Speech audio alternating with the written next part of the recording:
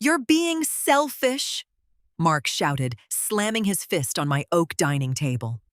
Before I could even process my son's outburst, a splash of cold liquid hit my face. The scent of cheap Merlot filled my nose. His wife Chloe stood across from me, her empty wine glass trembling in her hand.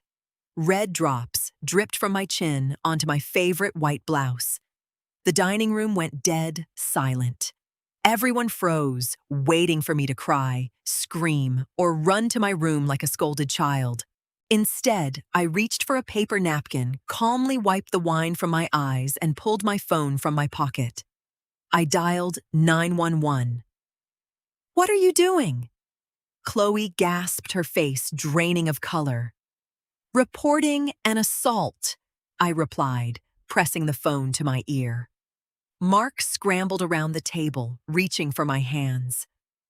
"Mom put the phone down. She didn't mean it. You just made her mad." I stepped back, keeping a firm distance. When the dispatcher answered, I gave my address and clearly stated that a guest in my home had just thrown a drink in my face and was acting aggressively. I hung up and looked at the two of them. They were in their late 30s, acting like toddlers having a tantrum. I was 68, a widow of 4 years, and completely out of patience. "You're crazy," Chloe muttered, backing away toward the hallway. "You're actually calling the cops on family. Family doesn't throw things at me in my own house." I noted tossing the stained napkin onto my untouched dinner plate. The distant sound of sirens began to echo down my suburban street. But the truth was, my real plan to take back my life didn't start with that phone call. It started 3 weeks earlier. 6 months ago, Mark and Chloe asked to move into my 4-bedroom house in Seattle.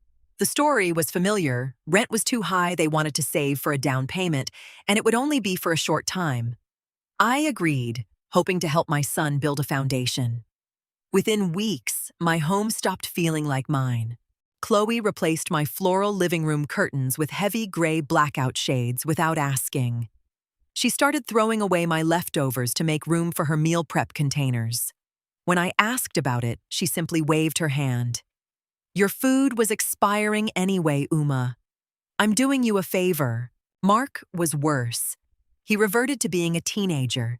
He left his dirty shoes on my rugs, stopped doing his own laundry, and expected dinner on the table by 6. If I was reading in the living room, Chloe would come in, turn up the TV, and talk loudly on her phone. I was becoming a ghost in the house. My late husband and I had paid off 20 years ago. I didn't yell. I didn't sit them down for a tearful family meeting. I just started watching. I noticed they were receiving packages almost daily: designer shoes, expensive espresso machines, gaming consoles. The house fund they were supposedly saving was clearly being spent on lifestyle upgrades.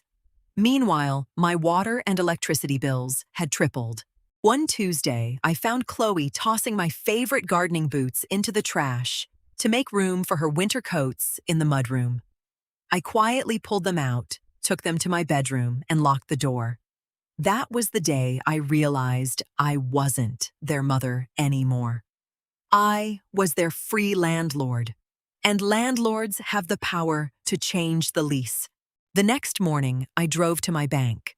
For years, I had kept a joint account with Mark, a remnant from when he was in college, just for emergencies. I checked the balance. It was empty. He had been using it to pay for their streaming services and food delivery apps. I sat with the teller and removed my name from that account entirely. I opened a new secure account at a different bank, transferring all my pension and savings there. When I got home, the internet was down. Mark stomped out of the kitchen. "Mom, did you forget to pay the Wi-Fi bill?" He complained, not looking up from his frozen phone screen. "No," I answered, placing my groceries on the counter. "I changed the password." Chloe walked in, crossing her arms. "Why would you do that? I work from home twice a week. I need the internet." "You both make good salaries," I stated flatly. "You can set up your own account with the provider, or you can pay me $70 a month for access." They looked at me as if I had spoken in a foreign language. Mark laughed nervously. Are you serious? It's just Wi-Fi. I am very serious. I picked up my bags and walked to my room. They thought I was being petty. They didn't realize I was methodically dismantling their comfort zone. By the end of the week, I had canceled the premium cable package and put a lock on the thermostat. If they wanted luxury, they would have to fund it themselves. Things escalated 2 weeks before the dinner. Chloe decided she was hosting a wine and cheese night for her friends on a Saturday. She didn't ask me. She informed me. We'll need the living room and the kitchen from 5 until around midnight, she announced while pouring herself my expensive almond milk. It would be best if you just relaxed in your room. We can bring you a plate. She was telling me to hide in my bedroom. I didn't argue. I simply smiled. Have a good time. Saturday afternoon arrived. Chloe spent hours cleaning the living room and setting up charcuterie boards. At 4:30, I put on my coat, grabbed my purse, and walked to the utility closet. I unplugged the main Wi-Fi router, placed it neatly inside my tote bag, and walked to the front door. Where are you going? Mark asked, coming down the stairs. I have a weekend booked at a spa resort downtown, I told him. I'll be back tomorrow evening. Wait, the internet just dropped, Chloe yelled from the living room. My smart speakers won't connect for the music. I opened the front door. I'm sure you'll figure it out. Enjoy your cheese. I left and spent a lovely quiet night in a hotel enjoying room service and a massage. My phone buzzed 14 times with angry texts from Mark and Chloe about the missing router. I muted the conversation and went to sleep. I knew returning home would bring a storm, but I was ready for the rain. When I returned Sunday evening, the house was a mess. Sticky wine glasses littered the counters, and cracker crumbs were ground into the rugs. Mark and Chloe were sitting at the dining table waiting for me. You ruined my party, Chloe hissed the moment I walked in. My friends had to use their cellular data to play music from their phones. It was humiliating. You humiliated yourself, I answered, plugging the router back in. Next time you host an event, I suggest you pay your own utility bills. Mark stood up, trying to look imposing. Mom, this has to stop. You're treating us like children. We're trying to build a future here, and you're just making it impossible. You live here rent-free, I reminded him. I buy the groceries. I pay the taxes. What exactly is impossible? That's when Mark crossed a line I didn't know he could cross. We talked about this. He started glancing at Chloe for support. This house is too big for you. You're getting older. We think it makes sense for you to sign the deed over to us now so we can manage the maintenance and equity. You can stay in the guest room. I stared at the boy I had raised. He wanted my home, not when I died, but right now. No, I said firmly. You're not being reasonable, Chloe interjected. You don't even use the space, you're just hoarding it. It's my house, I replied, sitting down across from them. And that was when Mark shouted, You're being selfish! And Chloe hurled her wine in my face. The police arrived exactly 8 minutes after I called. 2 officers stepped into my hallway, their radios crackling. Chloe was suddenly a completely different person, crying softly and clutching Mark's arm. It was just a family argument, Mark explained quickly to the officers. Things got a little heated, a drink was spilled. It's nothing. I stood under the hallway, light the red wine stark against my white blouse. She threw her glass of wine in my face after demanding I sign my property over to them. I corrected calmly. I want her removed from my home. The officers looked at my stained clothes and then at Chloe. Ma'am, did you throw the drink? An officer asked her. Chloe stammered. She provoked me. She's been emotionally abusing us for weeks. The officer wasn't impressed. That's a physical assault, ma'am. Since you don't own the property and the homeowner feels unsafe, you need to leave the premises to cool down. Now. Mark tried to argue, but the police were firm. They didn't arrest her, but they forced her to pack a weekend bag. Mark, fuming, decided to leave with her to a hotel. "You're going to regret this, Mom," he warned, grabbing his jacket.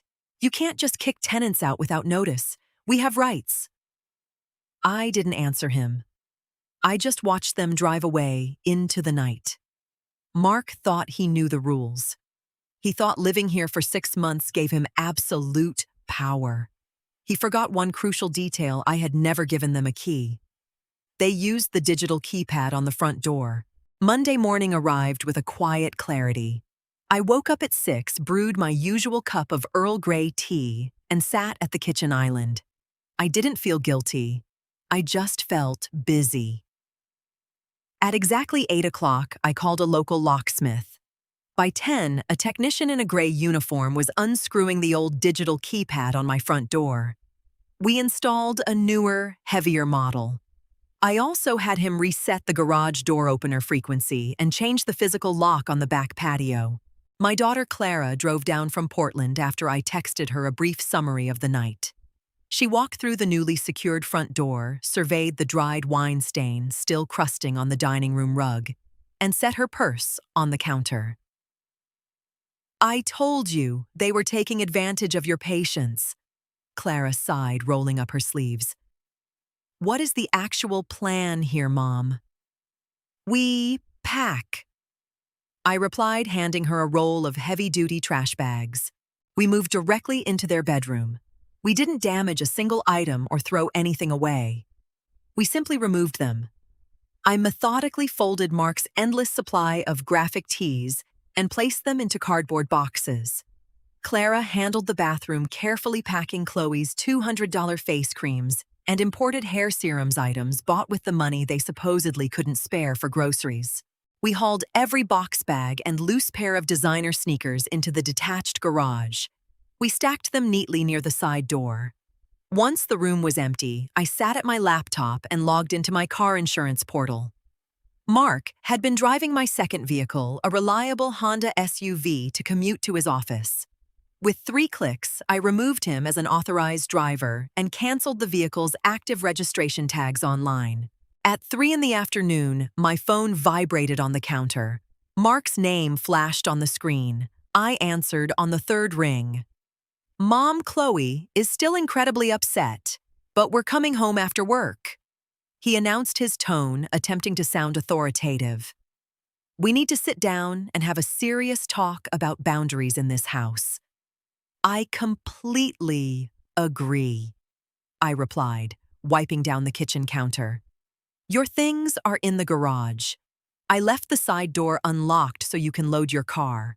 A heavy pause hung on the line. "What do you mean, our things? You don't live here anymore, Mark. Don't try the front door." I ended the call and slipped the phone into my pocket.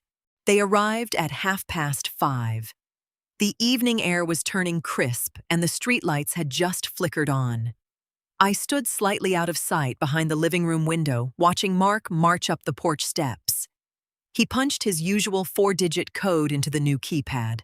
The lock flashed an angry red light and emitted a sharp beep. He frowned, rubbed his thumb, and tried again. Red light.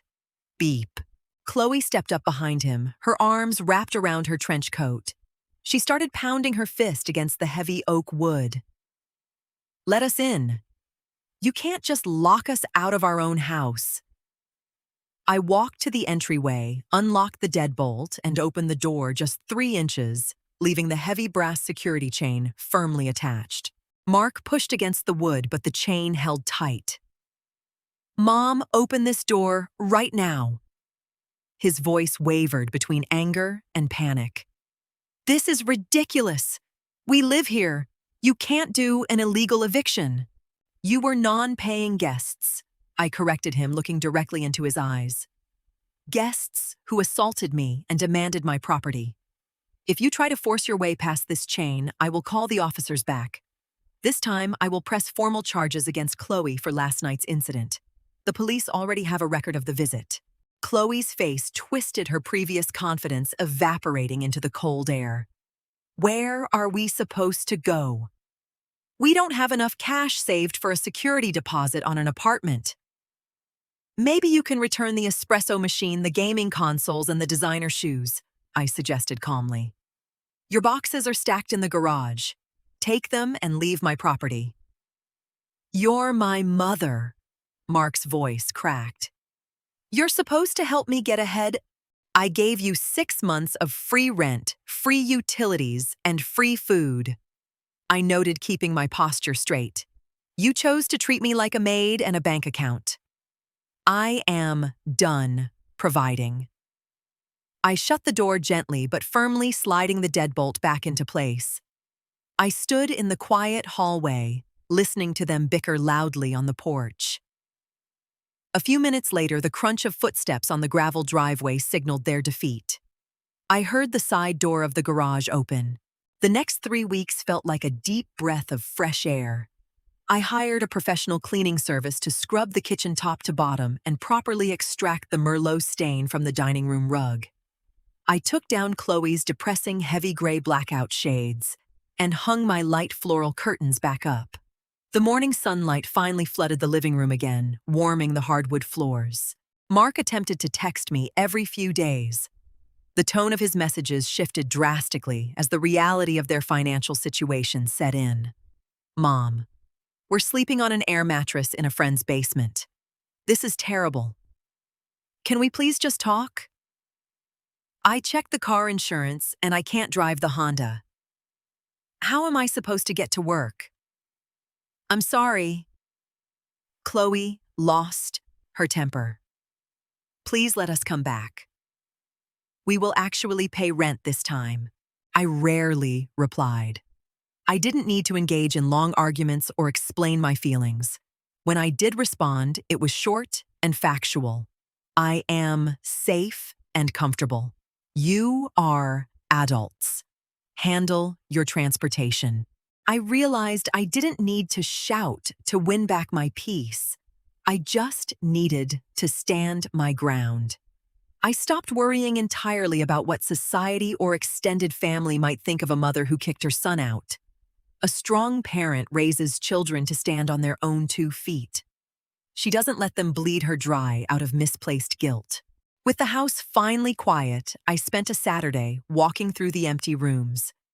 Mark had been right about exactly one thing: this 4-bedroom house was entirely too big for just me. Maintaining the yard and the gutters was becoming a chore.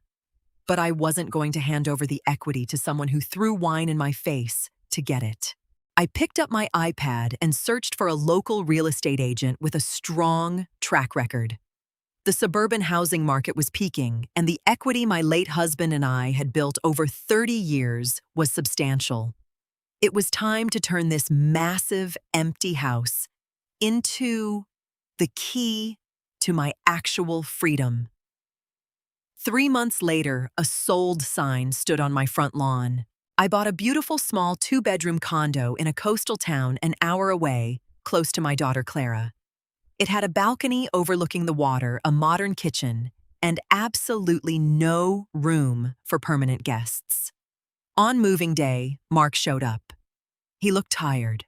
He and Chloe had finally rented a small apartment, forced to live within their actual means.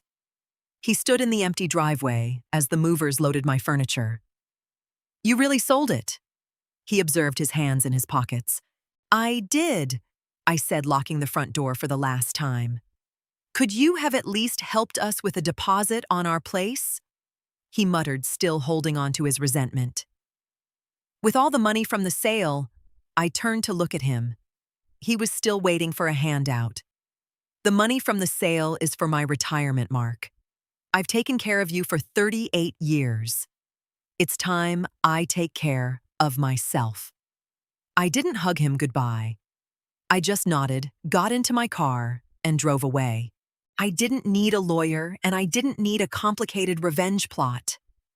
I simply needed to remember that my home, my money, and my dignity belonged to me. The coastal breeze coming through the car window smelled like salt and freedom. For the first time in a long time, I couldn't wait to see what tomorrow looked like. Looking back, the most profound lesson I took from this entire ordeal wasn't about changing locks or managing real estate. It was realizing that unconditional love does not mean unconditional access to my peace, my finances, or my home. For so long, I carried this quiet guilt, believing that a good mother is supposed to endlessly sacrifice, shrink herself, and endure whatever behavior her children dish out. But I had to learn the hard way that constantly rescuing adult children doesn't help them grow. It just teaches them to be comfortably dependent. Setting a firm boundary wasn't an act of cruelty, it was an act of survival. Sometimes the hardest, but most necessary thing you can do for the people you love is to stop being their safety net. Step out of the way and finally let them learn how to land on their own 2 feet.